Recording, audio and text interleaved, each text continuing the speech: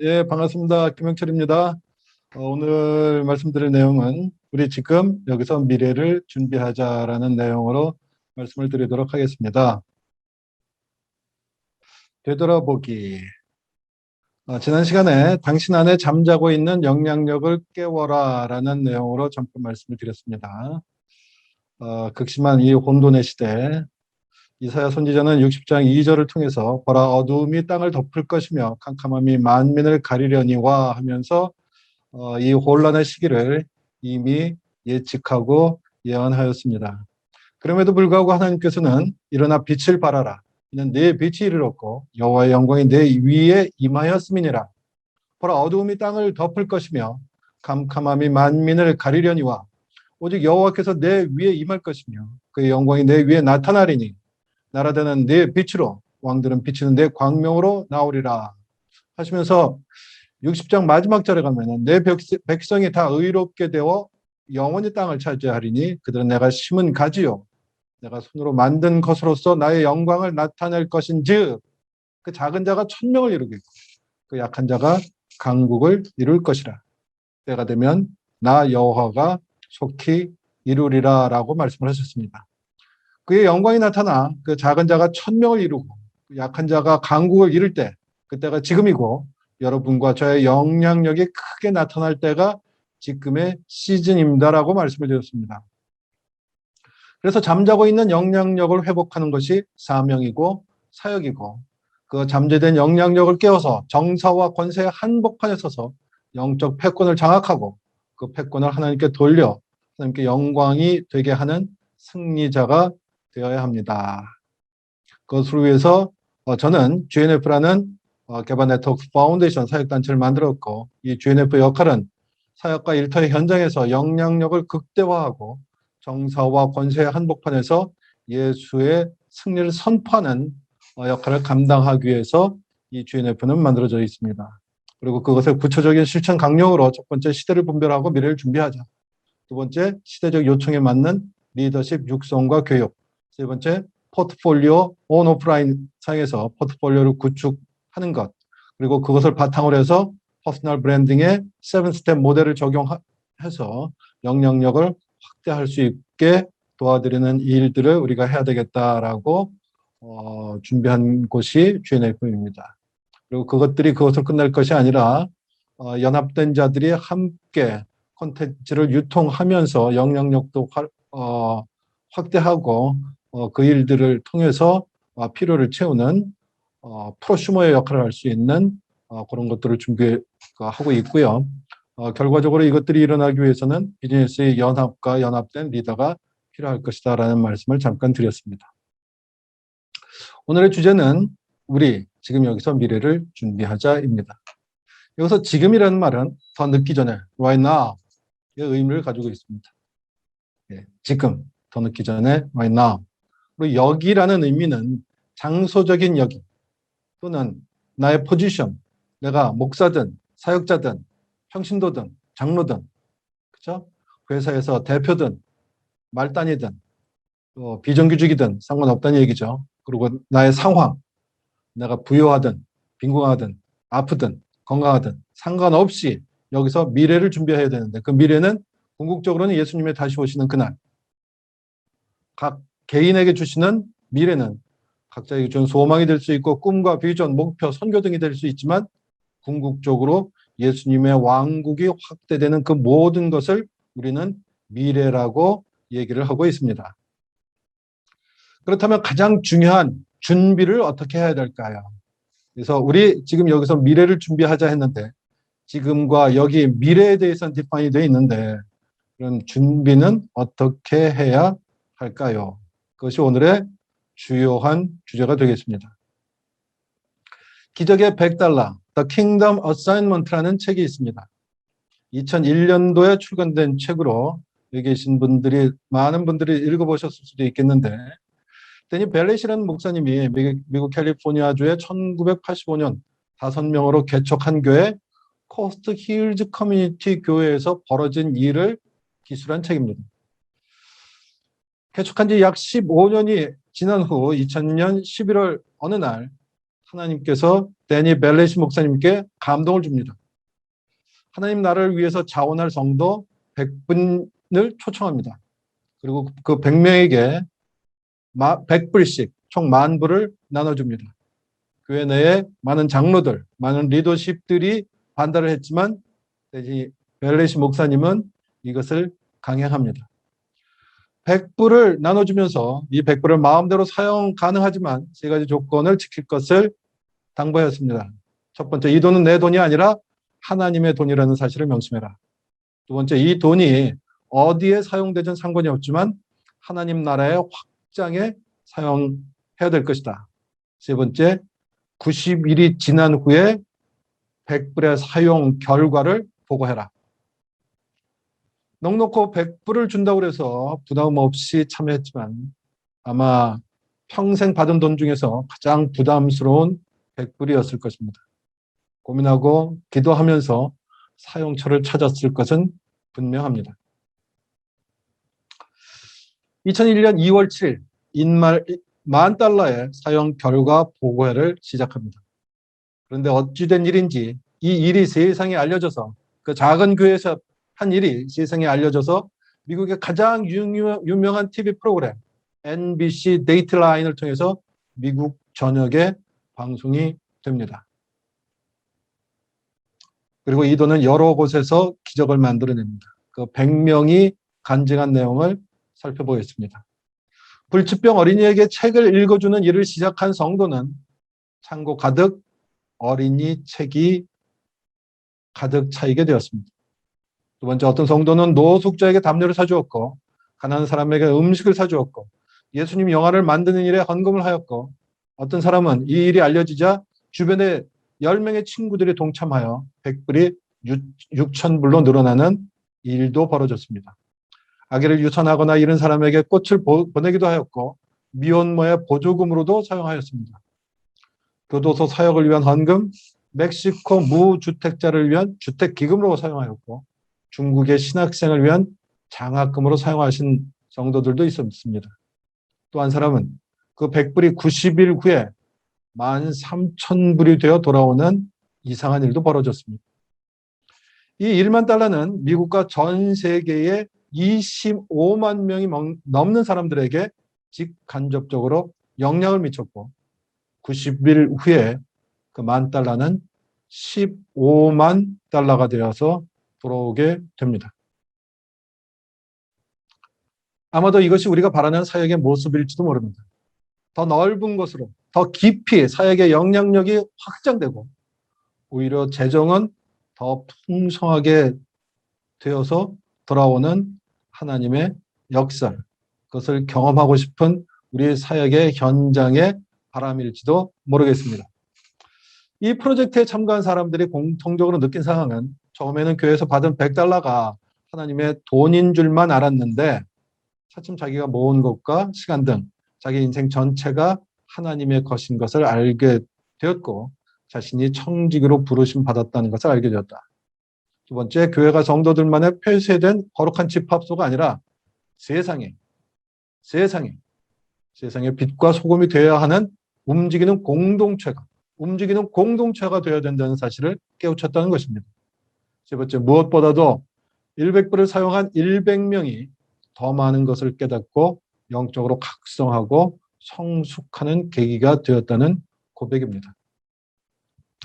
이 기적의 $100의 교훈과 시사점은 제 나름대로 정리를 해보자면 돈은 영향력이 있다는 것입니다.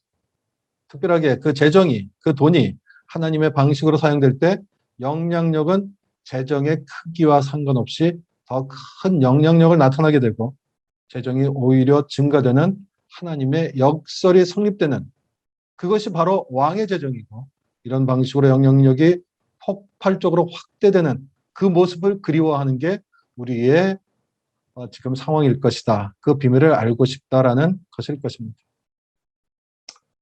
제가 일터 현장에 있는 많은 지체들과 멘토링도 하고 고민도 나누고 기도도 하면서 느끼는 주제를 간단하게 요약하자면 이렇습니다. 첫 번째, 세상 사람들은 돈 달라고 하나님께 기도하지 않는데 돈이 많습니다. 근데 성도는 돈이 필요하다고 돈 달라고 기도하는데 돈이 없습니다. 두 번째, 세상 사람은 헌금하지 않는데 돈이 쌓이고 성도는 헌금을 하는데도 돈이 들어오지 않습니다. 말라기 선지자는 분명히 내가 하늘 문을 열고 쌀 것이 없도록 부어준다고 말씀을 하셨음에도 불구하고 돈이 들어오지 않습니다. 돈을 벌려고 세상으로 가지도 못하고 성경적으로 돈을 버는 방향도 못 잡는 일터 현장의 딜레마가 지금 현재 우리의 모습입니다. 지난 시간에 잠깐 지센더스 주식회사의 설립 배경에 대해서 잠깐 말씀드렸습니다. 2017년 7월 초에 하나님께서 내 통장으로 1,000만 원이 들어올 것을 내가 알고 있다. 그 1,000만 원으로 회사를 설립하라는 감동을 저에게 주십니다. 그리고 그 내용을 나눴을 때 만난 지 한 달 반밖에 안 된 이제 두 번째 만나는 비즈니스 우먼이 자기가 1,000만 원을 투자하겠다고 합니다. 만난 지 4개월 반밖에 안 된 비즈니스 컨설턴트 형제가 500만 원을 투자합니다. 20년 만에 만난 형제가 1,000만 원을 투자하겠다고 합니다. 결과적으로 3,500만 원을 가지고 2017년 9월 15일 설립 예배를 드립니다. 그 설립 예배 때 제가 앞에 나가서 말씀을 드립니다.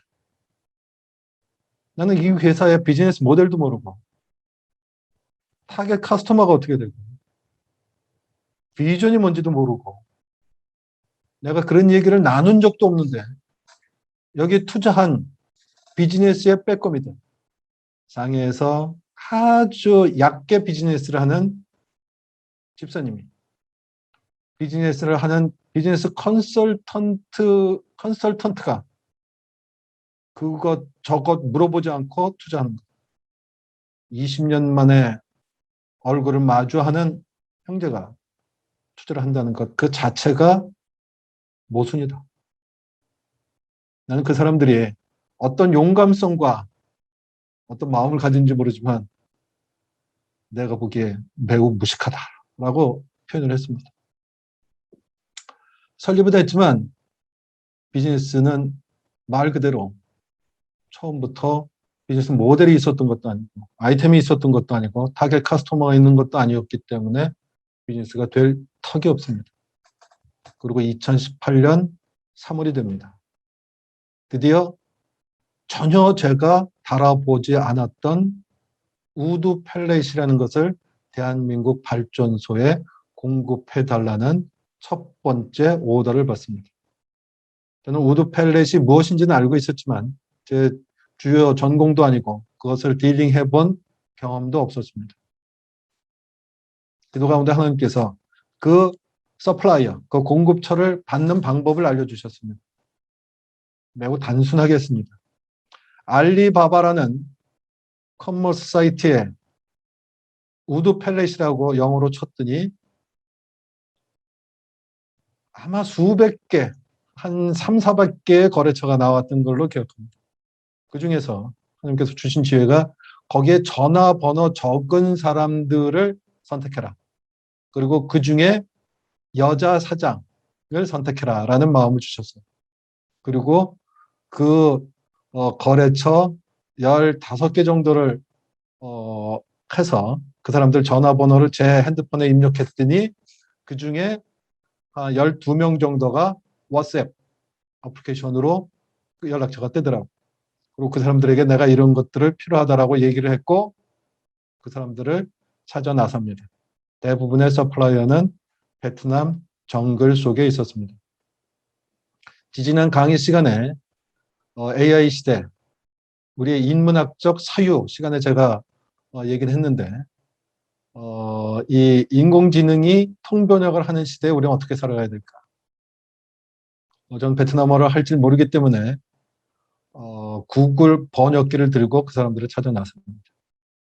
그리고 아주 재미있게도 그 당시 시세가 톤당 152불에서 154불 사이였는데 거기에 있는 대부분의 사람들이 서플라이어들이 저에게 싸게는 148불, 비싸게는 150불, 시세보다 2불 내지 4불 싸게 공급을 합니다. 저는 그 당시 우리 회사가 아까 말씀드린 대로 3,500만 원밖에 안 되는 거기 때문에 만 톤을 하려고 하면은 150불만 잡더라도 150만 불이거든요. 그러니까 뭐 3,500만 원 가지고는 그것을 거래할 수가 없죠. 그래서 중개무역을 하기로 결정합니다. 톤당 2불씩 커미션을 받는 조건으로 딜링을 합니다. 비즈니스는 예상한 대로 하나님께서 도와주셔서 잘 진행되었습니다. 월 10,000불에서 20,000불씩 커미션이 들어오니까 재미있었죠. 그런데 2018년 9월 딜을 한 지 7개월 정도 됐는데 발전소에서 불량이 났다고 연락이 옵니다. 전혀 걱정을 안 했습니다. 왜? 이 회사는 기도하고 설립된 회사고 이 일을 위해서 중보하시는 분들이 많았기 때문에 쉽게 해결될 거라고 생각이 되었습니다. 그런데 2주일 후에 두 번째 클레임이 들어옵니다. 그 일이 있고 하루 만에 세 번째 클레임이 들어옵니다. 4주 만에 클레임 5번이 걸립니다. 도저히 제가 해결할 수 없는 영역입니다. 아까도 말씀드렸다시피 10,000불이면 150만, 만 톤이면 150만 불입니다. 150만 불 한 건만 클레임이 걸려도 제가 해결할 수 있는 영역이 넘어섰는데 5건이 걸렸습니다. 중개무역상의 좋은 점이 하나가 잠수를 타면 됩니다. 제 돈 들어간 게 없으니까요. 이건 내가 해결할 것이 아니다. 도망가자. 라는 마음이 들었습니다. 하나님 기도하는데 새벽 예배 가운데 하나님께서 감동을 주십니다. 네가 장로인 것 그 사람들이 다 알지 않니? 네. 그러면은 네가 도망가면 나에게 영광이 되겠니?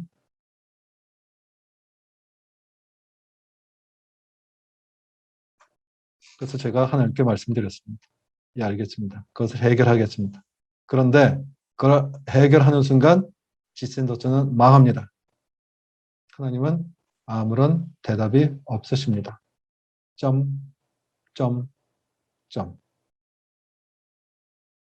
하나님 알겠습니다. 제가 도망가는 게 하나님께 영광이 안 된다는 것은 분명히 알겠습니다. 그러니 그것을 해결하겠습니다. 그리고 그것 때문에 망한다고 하더라도 감수하겠습니다. 여러분들 무역을 좀 아실지 모르겠지만 국제간의 거래에 있어서 바이어가 이 경우에는 이제 그 한국에 있는 발전소가 LC를 엽니다. 그리고 LC를 열면은 베트남에 있는 우드 펠렛 공급자가 그 우드 펠렛을 배에 실으면서 배에서 발행하는 선화증권, BL이라고 하는데 그 선화증권을 발행받는 순간 그 선화증권과 LC를 가지고 은행에 가면은 물건값을 줍니다. 그 물건이 우리나라에 돌아왔다는 우리나라까지 들어왔다는 얘기는 베트남에 있는 서플라이어는 돈을 받았다는 겁니다. 지금 이것을 해결하기 위해서는 저는 어떻게 하냐면 두 가지 옵션이 있어요. 하나는 물건을 이 잘못된 물건을 가져가고 새 물건을 보내주라. 두 번째는 물건값을 돌려줘라. 이거죠. 근데 여기 또 하나의 조건이 있어요. 물건을 되돌려 가더라도 그 운임비는 네가 내야 돼. 그리고 제대로 된 물건을 보내주든지 아니면 돈을 돌려줘야 돼. 여러분들이 서플라이어라면은 아주 기쁜 마음으로 그래 라고 하겠습니까? 해결되기 어려운 난제입니다. 제가 쓸 수 있는 도구는 하나도 없습니다.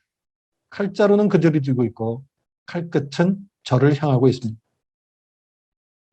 2018년 9월서부터 12월까지 베트남을 찾아갑니다. 읍소하고 협박하고 별짓을 다 하는데 이상하게 한 사람씩 반응을 하기 시작합니다. 그리고 그들이 정신 나간 자들이 그 모든 것들을 자기 비용으로 물건을 되실어 가고 새 물건으로 보내줍니다. 그리고 2019년 1월이 됩니다. 모든 문제는 해결이 됐지만 이제 비즈니스는 또다시 0입니다. 문제를 일으켜도 보통 크게 일으킨 것이 아니기 때문에 어느 누구도 그 좁은 우드펠렛 시장 안에서 저의 소문은 넓게 퍼져나갔습니다. 어느 누구도 저와 비즈니스를 하기 싫어합니다. 2019년 1월 2일 시무식을 해야 되겠는데 하나님께서 주시는 마음이 있어서 청평에 있는 강남 금식 기도원에 가서 하나님과 함께 시무식을 하기로 합니다. 아침에 일찍 출발해서 예배드리고 한 3시쯤 기도원을 출발해서 집으로 옵니다. 기도원을 막 나서려는 순간 전화가 옵니다. 대표님, 우드펠렛 공급해 주셔야 되겠는데요. 그 말썽 많은 우드펠렛을 공급했던 발전소 구매 담당자의 전화입니다. 전 놀라서 아니, 내가 일을 그렇게 저질렀는데 저보고 공급하라고요? 혹시 이해를 못하는 분들을 위해서 제가 다시 설명을 하자면 제가 분식집에 오뎅을 공급하는 사람입니다. 근데 오뎅을 공급하는데 5번이나 연속적으로 오뎅이 곰팡이 쓴 오뎅을 공급했어요. 그래서 그것들을 잘 해결은 해줬어요. 그럼 그 분식집 사장이 저한테 오뎅을 다시 공급해 주세요라고 할까요? 오뎅 공급하는 사람들 많습니다. 지금 우드펠렛 시장에 저 말고도 우드펠렛을 공급할 수 있는 사람은 무수히 많습니다. 그런데 1월 2일 시무식이 끝나자마자 이상한 전화를 받습니다. 제가 물어봤습니다. 아니, 내가 일을 그렇게 저질렀는데 저보고 공급을 하라고요? 했더니 그 대답이 더 기가 막힙니다. 예, 저도 문제를 저질러가지고 윗사람들한테 야단도 많이 맞고 아주 피곤했습니다. 그런데 해결하시는 거 보니까 앞으로 문제가 있더라도 또 해결하실 것 같은데요. 공급해 주십시오. 그래서 제가 동일한 대답을 합니다. 죄송한데 저도 다른 서플라이어 찾기 힘듭니다. 지금 서플라이 한 친구들한테 공급하라고 하겠습니다. 저도 그 친구들 이 문제를 해결하면서 공감대도 많이 형성이 됐고 서로 알기도 많이 알기 때문에 그 친구들로부터 공급을 하겠습니다. 발전소 담당자가 얘기합니다. 그건 대표님이 알아서 하실 일이고요. 그리고 다시 공급합니다. 그럼 오늘 현재까지 제가 공급을 하고 있을까요? 2019년 1월 그 오다 이후 지선더스는 오다가 하나도 없습니다. 우리는 비즈니스에 성공한 후 돈 벌어서 선교적 사명을 감당하겠다는 기존의 패러다임에서 벗어나야 합니다. 이제껏 우리는 그런 기도들을 해왔습니다. 하나님 돈 많이 벌게 해주세요. 이 비즈니스 잘 되면 좋겠습니다. 그러면 건축 헌금 내겠습니다. 선교 헌금 내겠습니다. 하지만 하나님은 말씀하십니다. 이제는 비즈니스가 예배가 되고 예배가 비즈니스가 되는 성경적 엔터프로너십, 성경적 기업가 정신을 가져야 된다. 패러다임이 전환되어야 될 때다. 우리의 목표는 사업의 성공이 아니라 사업 현장에서 예수의 덕을 전파하는 데 있기 때문입니다. 앞서 말씀드린 것처럼 사업이 성공해도 하나님께 영광이 안 되는 경우가 있고 사업에 망해도 하나님께 영광이 되는 경우가 있습니다. 사역도 마찬가지라고 생각이 듭니다. 많은 크리스천이 성경적으로 사역과 비즈니스를 하고 성공을 넘어 승리자의 길을 가고 싶어 합니다. 그런데 승리는커녕 성공자의 삶도 어려운 것이 현실입니다. 수많은 사람들이 하나님께서 이렇게 도와주셔서 비즈니스가 이렇게 흥했어요. 사역이 이렇게 흥했어요. 라고 간증을 하는데 그 간증의 재생산이 벌어지지 않고 있습니다. 왜 그럴까요? 제가 바라보는 가장 큰 한 가지 이유는 연합이 이루어지지 않는다는 한계입니다. 기업을 하면서 기업이 망한다는 정보는 기업의 정보 중에서 가장 고급 정보입니다. 고급 정보라 하면은 그 대표의 근처에 있는 사람들이 제일 먼저 안 되는 거죠. 그리고 한국 기업, 한국에서 사업하는 사람들이 망할 때가 되면 그 정보를 제일 먼저 아는 가장 친한 사람이 옵니다. 그리고 그 회사에서 가장 돈이 많이 나가는 것에 빨간 딱지를 붙이고 합니다. 두 번째로 치는 사람이 망한다는 정보를 두 번째로 듣겠죠. 두 번째로 와서 두 번째 값 나가는 것에 딱지를 붙이고 합니다.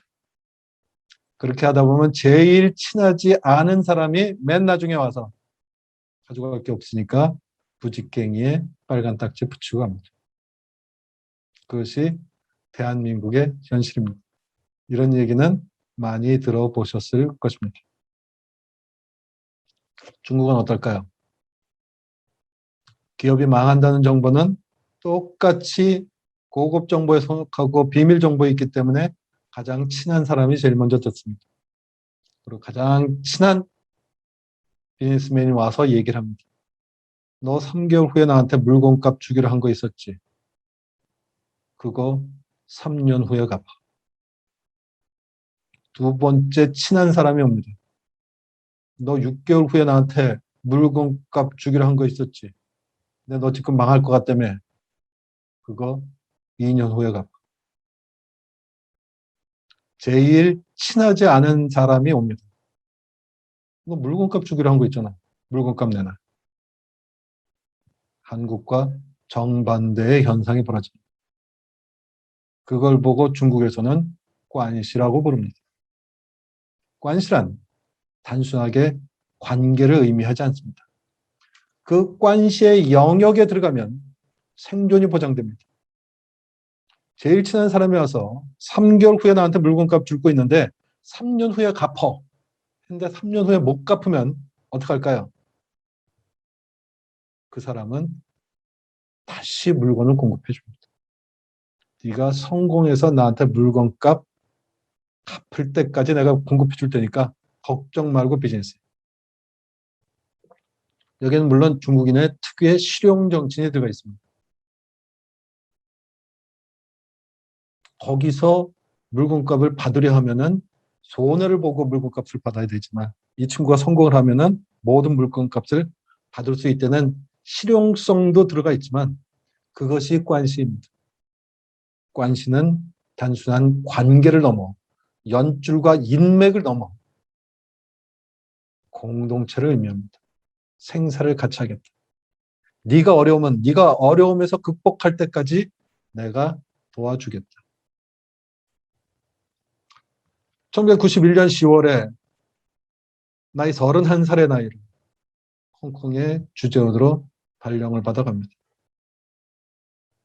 당시 법인 대표께서 제가 홍콩에 도착하자마자 첫 마디 제가 대리였는데 김대리 한국 사람하고 비즈니스 하지 마. 왜 그랬을까요?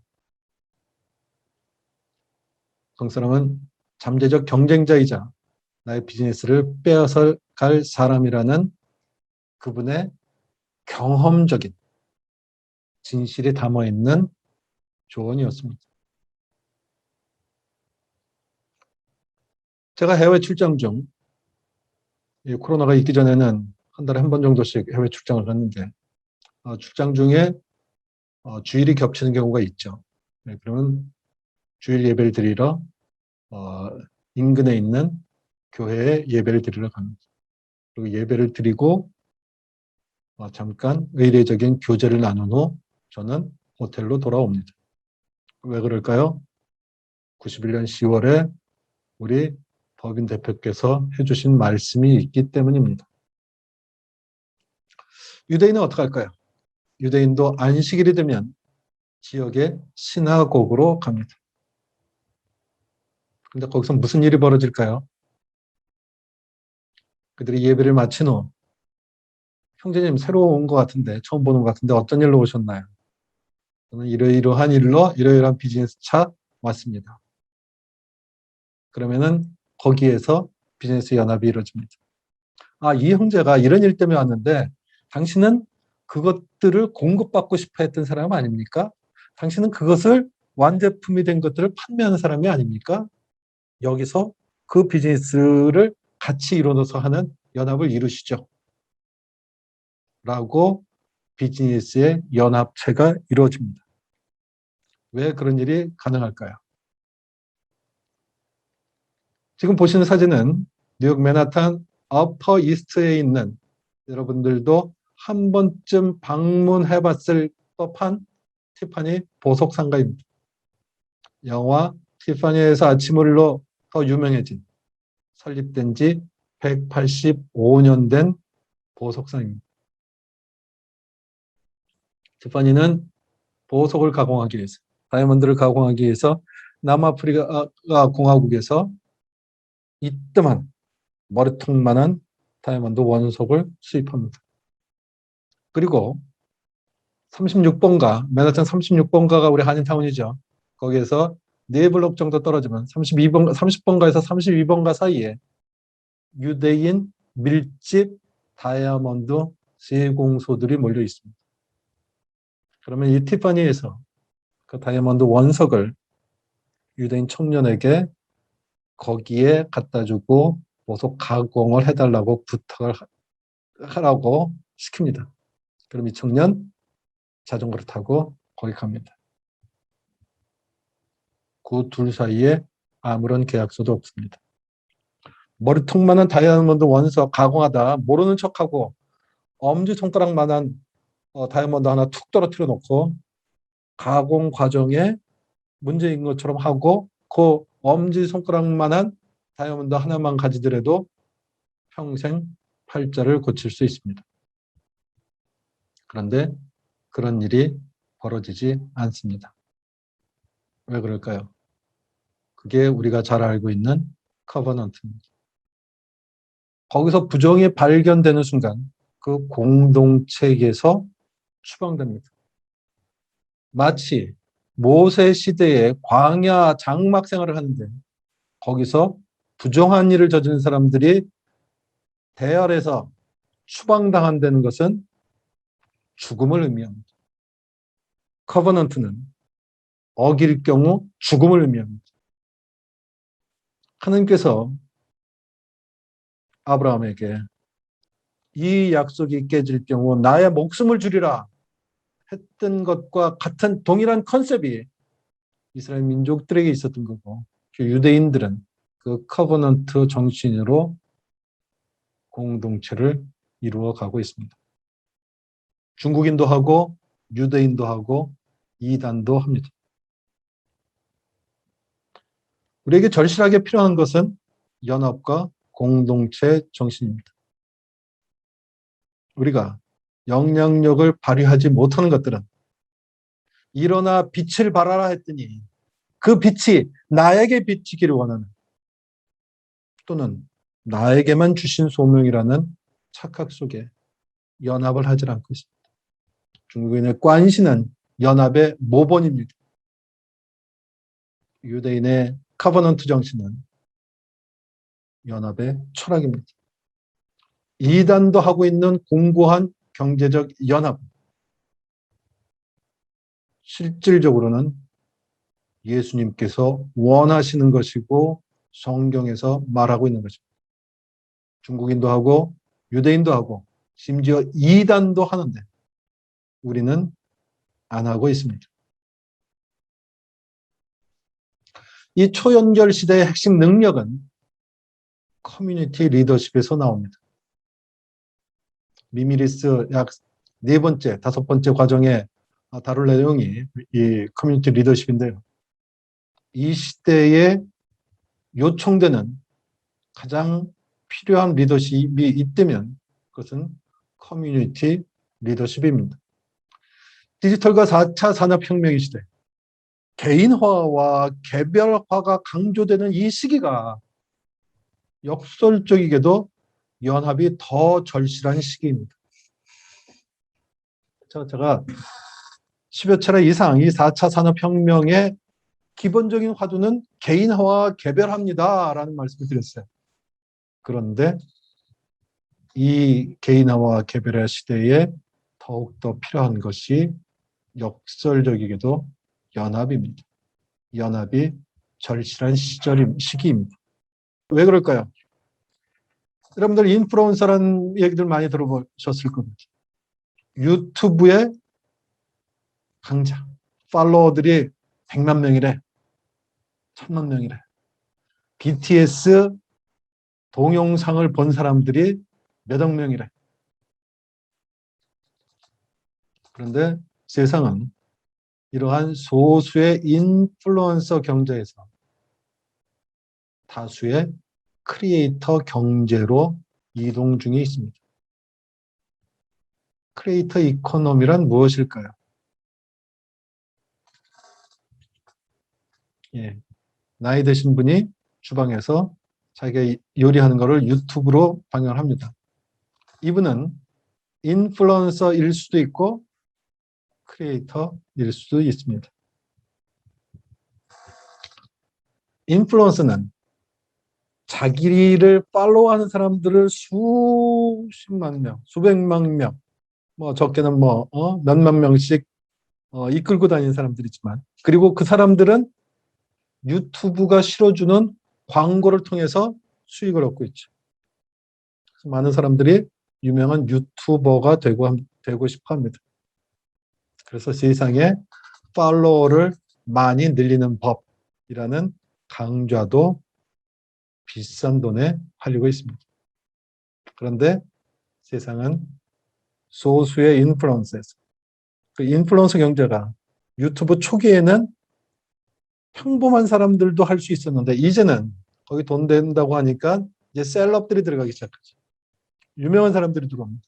그리고 기존에 장악했던 인플루언서들의 영향력은 공고해지고 새로 진입하기는 매우 어려워집니다.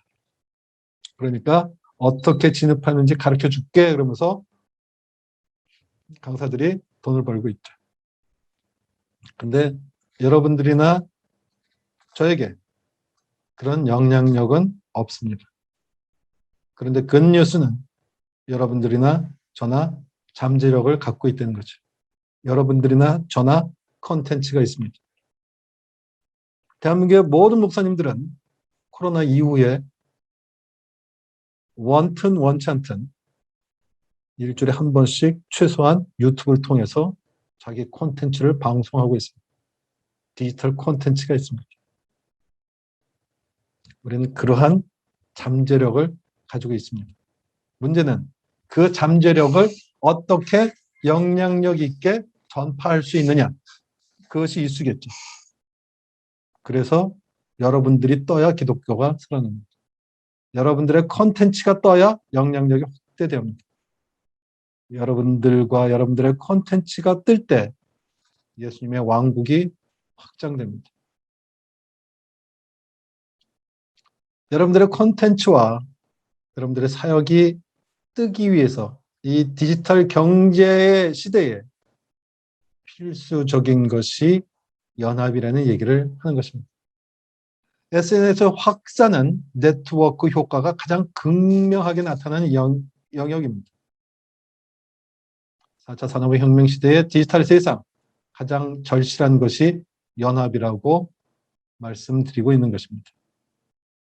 그리고 이것은 이미 세상 사람들과 이단들도 하고 있습니다. 이들은 자기들이 원하는 사람을 띄워주기 위해서 그 사람들이 어떤 콘텐츠가 있을 때 거기에 찾아가서 좋아요를 눌러줍니다. 댓글을 달아줍니다. 소수의 인플루언서들은 그들의 영향력이 점점 더 공고화돼서 수십만, 수백만, 수천만, 수억 명의 팔로워를 끌고 다니지만 여러분들과 저처럼 영향력이 없는 상황에서 SNS에서 조금이라도 영향력을 나타내고 싶다면 일단 그것이 최소한의 영향력을 가질 수 있을 만큼 떠야 됩니다. 네이버도 그렇고 구글도 그렇고 페이스북도 그렇고 블로그도 그렇고 다 증표가 이 컨텐츠가 영향력이 있다 없다의 판단 기준은 좋아요, 댓글, 공유입니다. 그래서 세상 사람들은 그걸 좆댓공 좋아요, 댓글, 공유하기입니다. 세상 사람들은 이게 필요한지를 알기 때문에 자기들끼리 모입니다. 그리고 어떤 사람의 컨텐츠가 있을 때 거기에 찾아가서 공유해주고 댓글을 눌러줍니다. 좀 더 쉽게 설명을 해드릴까요? 김열정 장로가 책을 출판했습니다. 그러면 교보문고 성공하는 리더의 비밀 생각과 태도의 한 끗 차이 책을 찾아서 거기에 후기를 적어줍니다. SNS 시대의 판단 기준은 인플루언서가 아닌 이상 모두 다 댓글을 보고 판단을 합니다. 근데 그들은 스스로 그런 것들을 해주고 있습니다. 지금은 영향력의 시대입니다. 영향력은 여담으로 나타나고 내가 연합되어 있는 것들을 표시해주는 가장 단순한 증표가 댓글입니다.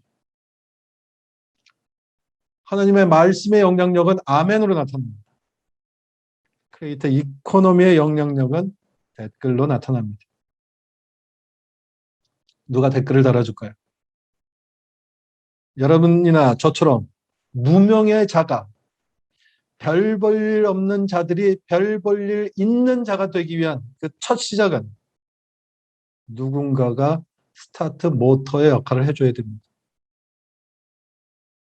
공동체가 좋아요를 눌러주는 것에서 시작이 됩니다.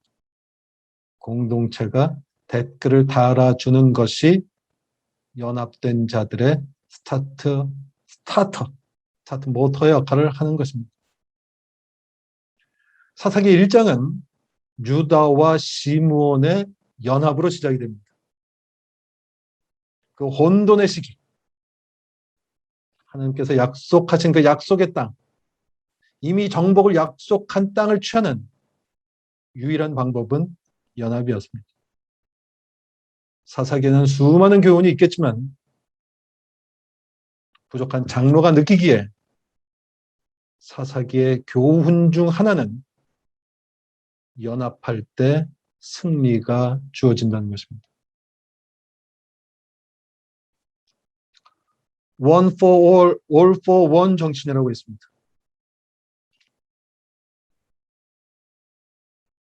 소설 삼총사들이 내세운 정신이 이 one for all, all for one 정신입니다. 근데 저는 이것을 보는 순간 이것이 바로 예수님의 사상이셨구나라고 알게 되었습니다.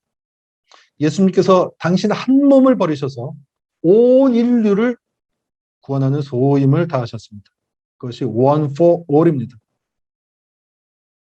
그 예수님의 희생 정신을 받아들인 우리는 우리의 모든 것을 바쳐서 그 한 분, 그분의 영광, 그분의 왕국을 위해서 일하고 있습니다. 여기 계신 모든 선교사님들은 그 정신으로 선교 현장에 나간 것입니다.